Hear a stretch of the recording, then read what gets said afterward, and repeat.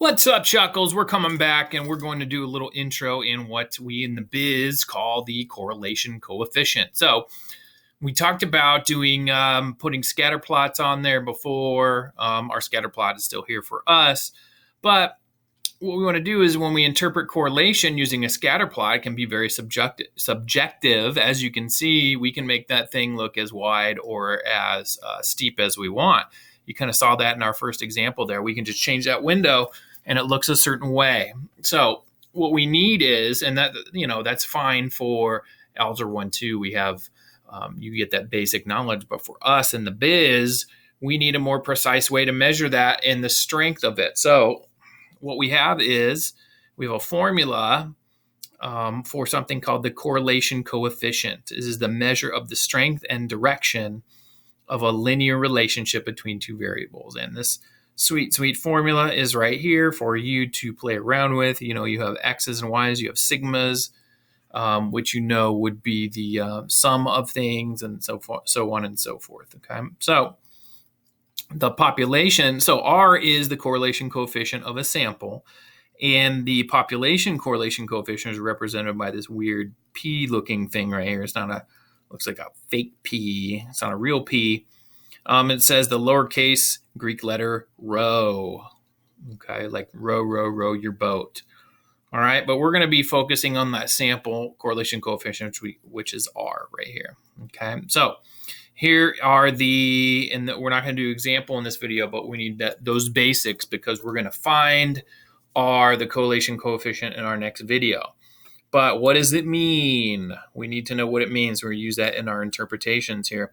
The range of the correlation coefficient is -1 to 1. We've seen that before, a range of -1 to 1. So if x and y have a strong positive linear correlation, then R is close to the positive number 1. And if x and y have a strong negative linear correlation, then R would be close to -1.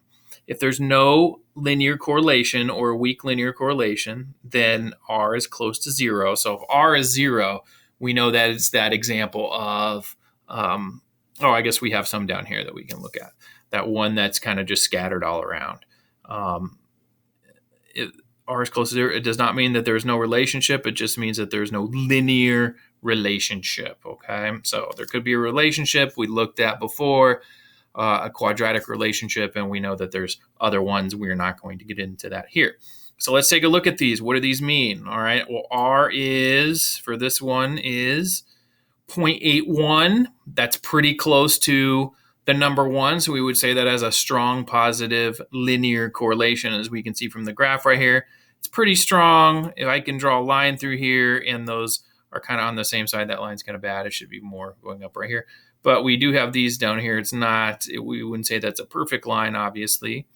Down here, it looks even stronger because my R is -0.92. So the strength is actually stronger than this one right here. But we have the negative on there, which just means our data is going down. Okay. If I was to draw that line right here, all the data is pretty close to the line, which makes it a strong correlation. Okay, what about this guy right here? Well, our R is 0.45. We know that 1 is a strong positive correlation, and we know that 0 is no correlation. So it's kind of a little bit less than halfway between that. So you can kind of see the direction. These guys are kind of going up. So it's, it's a little bit of a linear correlation right here if I was to draw this line.